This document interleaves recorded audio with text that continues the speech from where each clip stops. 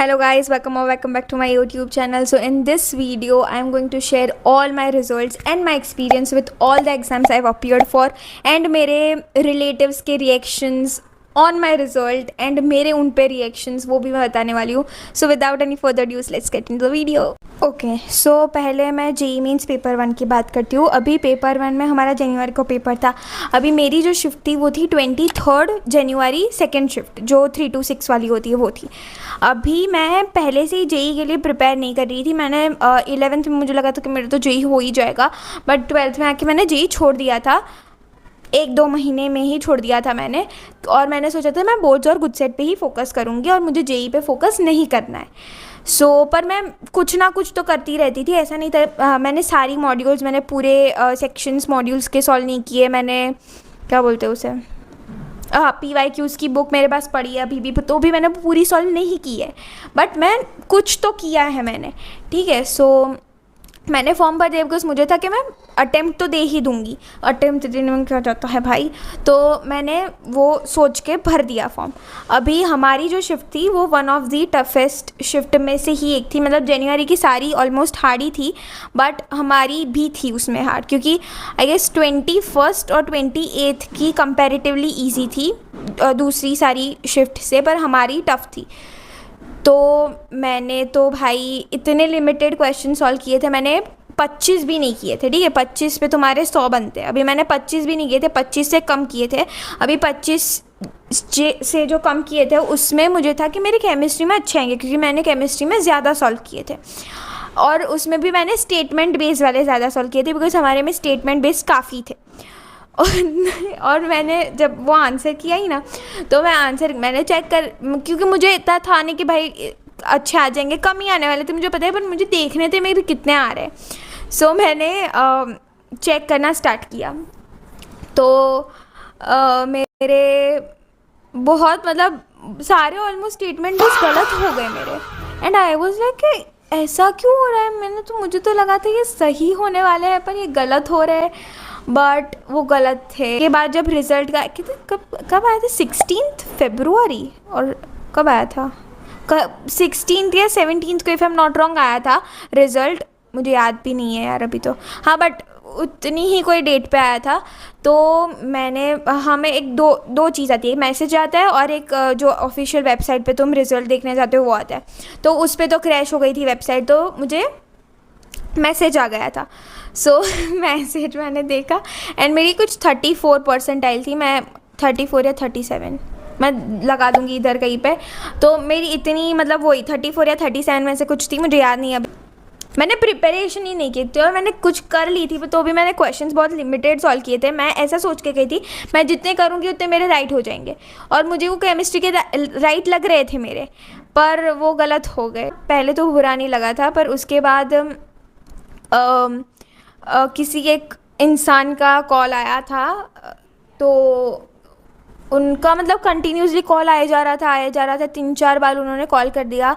और क्योंकि उनके बच्चे का थोड़ा मेरे से ज़्यादा था, तो मुझे बाद में बुरा लगा ऑब्वियसली, बिकॉज तुम इतना कॉल करे जा रहे हो. अगर हम आपको करें तो आपको बुरा नहीं लगेगा. तब तो मैंने कुछ बोला नहीं, पर बता दिए परसेंटाइल जो भी है. तो उनके बेटे के अच्छे थे परसेंटाइल. मुझे तब इतना गुस्सा, मतलब उन पे गुस्सा नहीं आया था ऑब्वियसली, बट मुझे ऐसे गुस्सा आया था कि भाई कैसे इतने कम, बिकॉज बहुत कम है ये. तो मैंने बाद में सेकेंड जेई मेंस के सेकेंड अटेम्प्ट का फॉर्म भर लिया था, क्योंकि मुझे था कि इस बार मैं ऑब्वियसली 99% तो एक्सपेक्ट कर ही नहीं रही थी, और वो मैं कभी कर भी नहीं सकती हूँ. तो मैंने उतनी परसेंटाइल तो एक्सपेक्ट नहीं की थी, बट एटलीस्ट कहने जितनी परसेंटाइल तो मुझे लानी ही थी इस बार. ये था जेई मेंस का फर्स्ट अटेम्प्ट का एक्सपीरियंस मेरा. और उसमें हुआ क्या था कि हम लोग गए थे अभी 3 to 6 में. मैं वहाँ पे गई, हमने बायोमेट्रिक्स करवाए पूरे हॉल में. बस मेरा पीसी बिगड़ा हुआ, बस मेरा PC. Can you guys imagine, मेरा पीसी बिगड़ा हुआ. अभी मैं एक रो थी वहाँ पे, उसमें मैं सेकेंड लास्ट थी. इधर ही फ़ैन, हाँ इधर ही. मैंने बोला फ़ैन चालू करो, फ़ैन चल नहीं रहा था. मेरा पीसी भी बिगड़ा हुआ. मैं स्टार्टिंग में गई ना, तो वहाँ पे हमारा फ़ोटो दिखता है और वो क्या बोलते हैं रोल नंबर दिखता है, तो वो दिख ही नहीं रहा था. सबका दिख रहा था, मेरा नहीं दिख रहा था. तो वो उन्होंने मतलब अच्छे से करके दिया वो ही पीसी पे।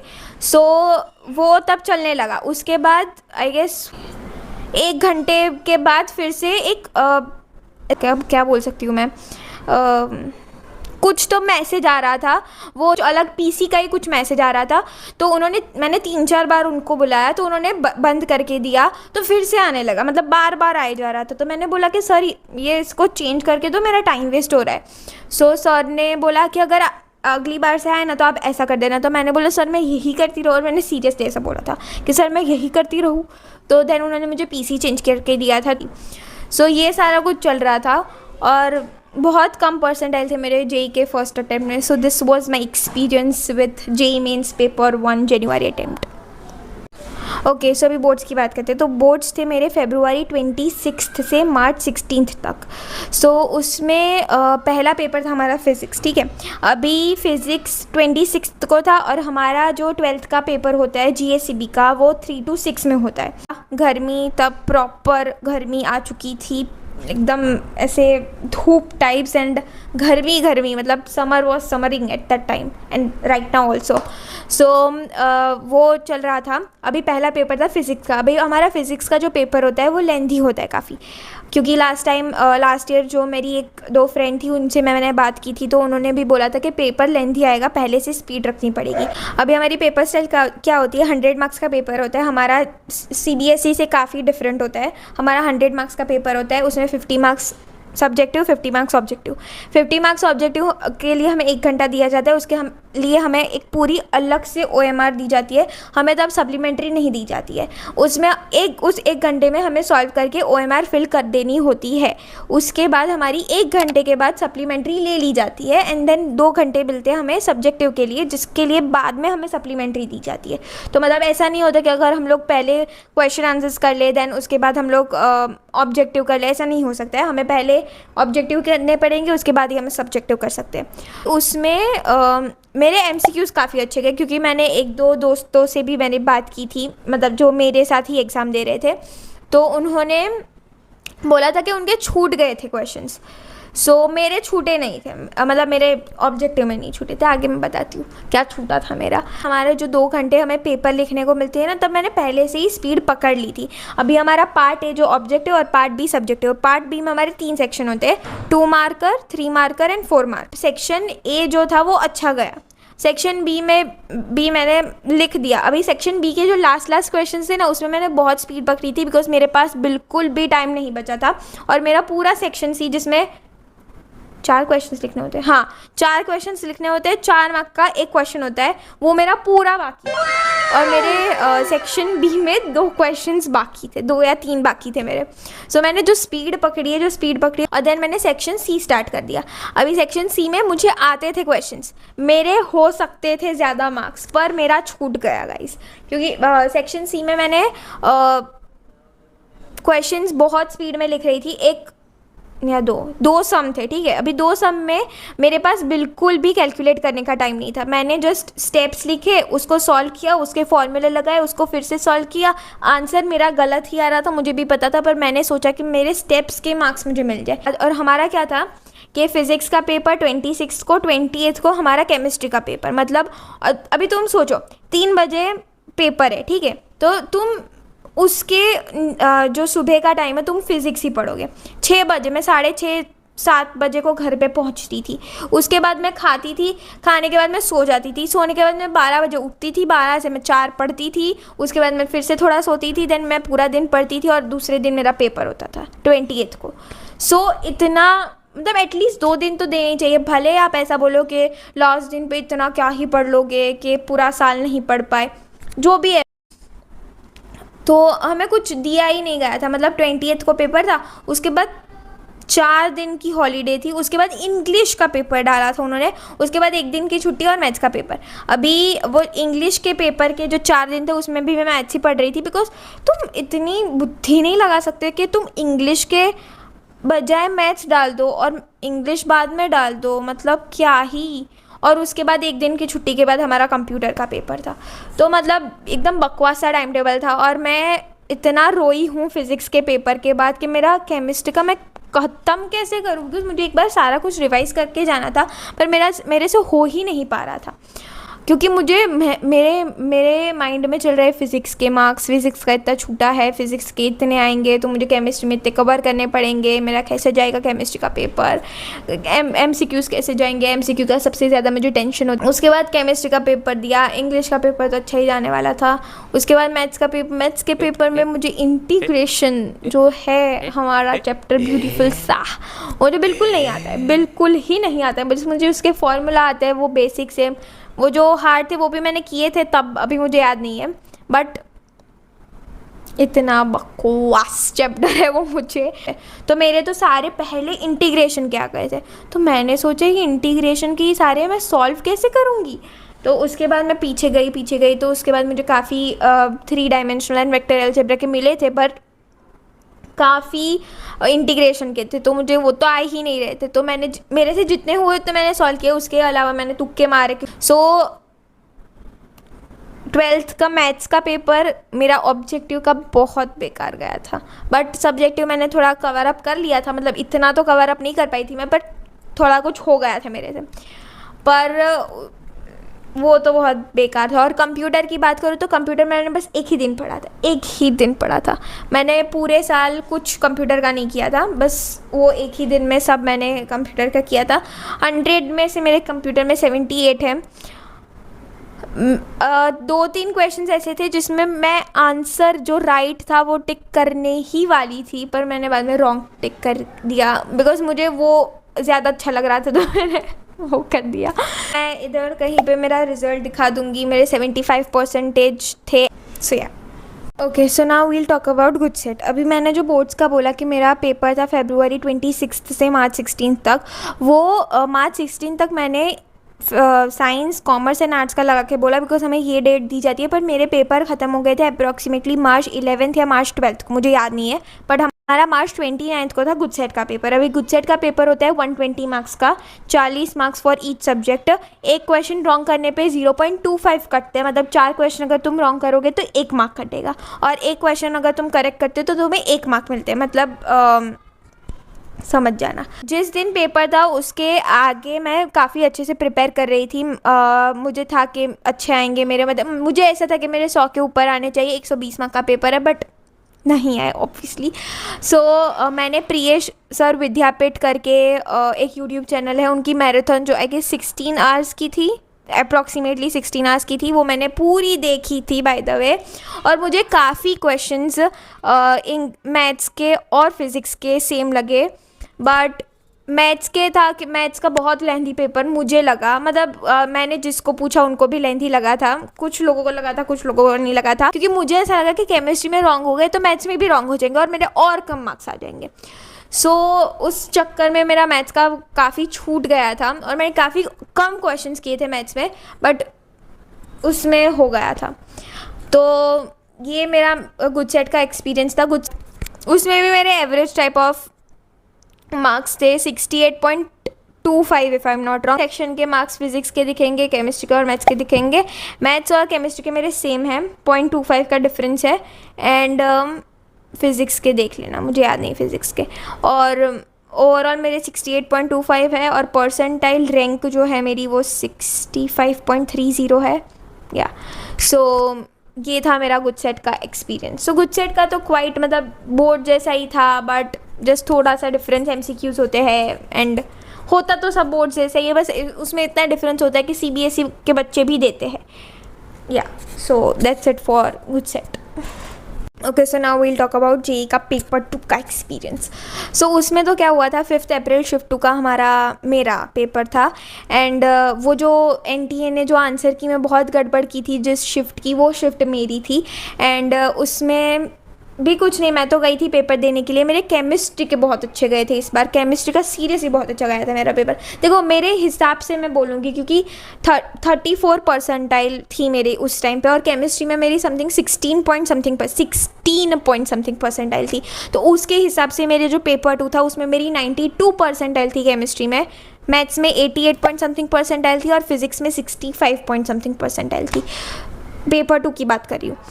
सो मेरे हिसाब से तो काफ़ी अच्छा गया था मेरा केमिस्ट्री का पेपर, और फिज़िक्स और मैथ्स में जितने आ रहे थे उतने मैंने सॉल्व किए थे। और मैंने थोड़ा तुक्का स्ट्रेटेजी, मतलब तुक्का स्ट्रेटेजी तो ऐसा नहीं बोलूँगी कि तुक्के लगाए, बट वो होता है ना एक एलिमिनेशन वाला थिंग, एंड तुम्हें अगर ये आते ये 4 ऑप्शन है उसमें से 2 चले गए, ये 2 को दो, तो वो भी कुछ कुछ में फिजिक्स और मैथ्स में लगाई थी। और केमिस्ट्री में तो मैंने पूरा अच्छे से सॉल्व किया था, पर जब मैं आंसर की चेक करने बैठी थी तब मेरे फिर से स्टेटमेंट बेस काफ़ी गलत हो रहे थे, पर वो क्या बोलते हैं, रॉन्ग आंसर की थी। देन वो जो रिवाइज्ड आंसर की आई और उसमें मेरे उससे अच्छे बन गए थे, एंड मेरे 84.08 परसेंटाइल है सेकेंड अटेम्प्ट में। सो या ये जेई जेई का तो ऐसा कुछ एक्सपीरियंस नहीं था। मेरा सेंटर काफ़ी दूर था कंपेयरिंग टू पेपर 1 का जो सेंटर था, और वहाँ पे जाके बैठे रहने का 2 घंटे तो बैठे रहने का, वो मुझे इतना इरिटेशन होता है उसमें। एंड उसके बाद कुछ नहीं, मतलब पीसी अच्छा था, पीसी भी अच्छा था इस बार तो, बस और कुछ तो एक्सपीरियंस नहीं था। एक कॉलेज में ही था इस बार तो, उस टाइम हॉल में था, इस टाइम कॉलेज में था। सो या दिस वॉज, यहाँ मैं फिर से रिजल्ट दिखा दूंगी कि इस बार तो कंबाइंड वाला है, पेपर 1 का और पेपर 2 का, एंड देन 84 परसेंटाइल जो बन रही थी वो बन रही थी। सो या दैट्स इट। ओके, सो अब मैं मेरे एकदम इंटरेस्टिंग टॉपिक पे बात करने वाली हूँ, जो कि है मेरे रिलेटिव्स के रिएक्शन। वो इतनी शिद्दत से मेरे रिज़ल्ट की वेट करते हैं, और वो इतने ऑब्सेस्ड है मेरे रिज़ल्ट से, मेरा पेपर कैसा गया, मेरे मार्क्स कैसे आएंगे, मेरे प्रीलिम्स में मार्क्स कैसे आए, मेरे 11th में मार्क्स कैसे आए, इतना ऑब्सेस्ड है। मेरे 10th के मार्क्स से भी वो काफ़ी ऑब्सेस्ड थे। मेरे 10th में 92 परसेंटेज और 97.63 परसेंटाइल आई थी। तो मतलब किसी को मेरे रिज़ल्ट का बिलीव नहीं हुआ होगा, मतलब उनको लग रहा होगा कि मैं झूठ बोल रही होंगी।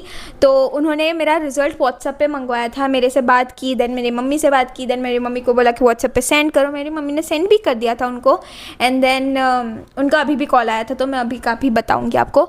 सो हुआ कुछ ऐसा था कि मेरा जिस दिन रिज़ल्ट आया था मैं बहुत टेंशन में थी, और मैं 70 से 80 की रेंज में ही एक्सपेक्ट कर रही थी मेरे परसेंटेज, और मेरे आ गए थे। ठीक है, गुड सेट के मैंने काउंट कर लिए थे, क्योंकि वो पता चल जाता है, एमसी हमें पेपर ले जाने देते तो उसमें भी पता चल जाता है। तो जैसे ही मेरा रिज़ल्ट आया, किसी एक रिलेटिव का मैसेज आया कि कितने परसेंटेज आए, तो मम्मी ने बताया कि कितने परसेंटेज आए, व्हाट्सएप पे मैसेज आया था। ठीक है, सो उसके बाद गुड सेट के पूछे, गुड सेट के बाद कुछ नहीं पूछा, क्योंकि उन्होंने 2 दिन पहले ही कुछ पूछ लिया था ACPC का और वो सब। तो उसके बाद उनकी रियल सिस्टर, ठीक है, उनकी रियल सिस्टर का मुझे आफ्टरनून में कॉल आया था, और उन्होंने मुझे सब पूछ लिया, पूरी मेरी पूरे मार्क्स की क्या ही बोलूँ मैं, मतलब सब पूछ लिया। मतलब मेरे कितने परसेंटाइल आ रहे हैं, मेरे कितने परसेंटेज आ रहे हैं, मेरे कितने साइंस के परसेंटाइल आ रहे हैं, मेरे कितने ओवरऑल परसेंटाइल आ रहे हैं, मेरे गुड सेट में कितने आए, मेरे गुड सेट की परसेंटाइल कितनी आई, मेरे जेई में कितने आए। ठीक है, अभी जेई मैं क्वालिफाई हो चुकी थी, तो वो मुझे बोलती है कि अभी जेई में इतने आ गए हैं तो जेई एडवांस देने की कोई ज़रूरत तो नहीं है ना, मत, कोई ऐसा कुछ ज़रूरी नहीं है, मत देना, कोई बात नहीं, इस कॉलेज तो मिल ही जाएगी, आप मुझे बताएगी मुझे क्या करना है। उसके बाद ये जिस इंसान ने मेरे पास व्हाट्सएप पे रिज़ल्ट मंगवाया था उनका कॉल आया था, तो उन्होंने मुझे सब पूछ लिया। देन उन्होंने ऐसा बोला कि मेरी एक फ्रेंड के लड़के का तो 80 परसेंटाइल था, पर उसकी कट ऑफ क्लियर नहीं हो गई, तो तेरी कैसे कट ऑफ क्लियर हुई। सो ये भी मुझसे पूछा गया था। एक और रिलेटिव की बात बताती हूँ। एक और उन्होंने मुझे प्रीलिम्स के मार्क्स पूछे मेरे एग्ज़ाम से पहले। हाँ, मतलब मेरे से नहीं पूछे, मेरी मम्मी से पूछे थे। तो क्या हुआ था कि उनका कॉल आया था एग्ज़ाम के 2 दिन पहले। ठीक है, और मैंने बोल दिया था मेरे पेरेंट्स को कि मैं किसी भी रिलेटिव से मैं बात नहीं करने वाली, क्योंकि मेरे एक फंक्शन में भी मुझसे मेरे 11th के परसेंटेज, ना हाई ना हेलो कुछ नहीं, बस 11th के परसेंटेज पूछे गए थे, और मुझे तब इतना गुस्सा आया था उन पे। ये तो दूसरे रिलेटिव की बात है जिन्होंने मुझे मैसेज किया था। ये जो रिलेटिव है उन्होंने मुझे 2 दिन पहले उनका कॉल आया था मम्मी पे, और उन्होंने बात की थी, और मेरे प्रीलिम्स के भी उन्होंने मार्क्स पूछे थे एंड देन उन्होंने ऐसा बोला था कि हाँ हाँ ऐसा नहीं होता कि 10th में अच्छे आ गए तो 11th 12th में भी अच्छे आ ही सकते हैं, वो तो जिसका इंटरेस्ट होता है उनके ही मार्क्स आ सकते हैं। ऐसा उन्होंने एग्जैक्ट स्टेटमेंट दिया है भाई। उसके बाद ऐसे मतलब वो लोग ऐसे ही फ़ोन लेके बैठे हैं, कब रिज़ल्ट आए और कब कॉल करूँ निशा को, कब रिज़ल्ट आए और कब कॉल करूँ। तो उनका कॉल भी आया एंड देन कुछ हाई नहीं कुछ हेलो नहीं, टेंशन मत ले अच्छा है, कुछ नहीं, जस्ट सू रिज़ल्ट आयु बेटा, this was her statement first. कुछ हाई नहीं कुछ नहीं, मेरे से बात भी नहीं हुई है इतने दिनों से, बट उनको बस रिज़ल्ट जानना है मेरा। तो मैंने बोला मेरे 75% है। Then this was her like tone, हाँ ओके ठीक छे ओके। उनको लास्ट में याद आया कि ओह कॉन्ग्रेचुलेशंस भी बोला जाता है, तो उन्होंने मुझे कॉन्ग्रेचुलेशंस बोल के फ़ोन कट कर दिया। आफ्टर 3 days एक रिलेटिव आए मेरे घर पे और मुझे बोलते हैं जैसे ही एंटर हुए मेरे घर पे, मतलब ये मैं इधर हूँ, ये इधर है, ये यहाँ पे इतने डिस्टेंस पे, और ना हाय ना हेलो, केम गुगली वाकी गई, दिस वॉज हिज स्टेटमेंट। तो उन्होंने मुझे बोला केम गुगली वाकी गई, तो मुझे तो पहले कुछ समझ में नहीं, मुझे तो पता ही नहीं चला कि वो रिज़ल्ट की बात कर रहे। तो मैंने बोला मुझे कुछ समझ में नहीं है, मैंने बोला कि कहीं खबर ना पड़ी मैंने। तो मुझे बोल रहे कि क्यों ऐसा रिज़ल्ट आया, तो मैंने बोला कि मेरे हिसाब से तो मेरा रिज़ल्ट अच्छा ही है, मैंने बोल दिया क्योंकि मुझे गुस्सा आ रहा था तब बहुत। और मैंने बाद में पूरे कन्वर्सेशन में आई गेस वो 20 से 25 मिनट बैठे होंगे, मैंने कुछ बात नहीं की। और वो मुझे बोलते हैं कि मुझे पता नहीं था ना कैसे एडमिशन प्रोसेस होता है, इसलिए मैंने ऐसा बोला। तब मुझे ऐसा भी पूछ सकते थे कि एडमिशन कैसे होता है, आपको ऐसा नहीं बोलने की ज़रूरत थी कि कैम गुगली वाकी गई। So yeah, this was my experience with all my relatives. Okay, so guys, that's it for this video. See you in the next one. Take care and bye bye.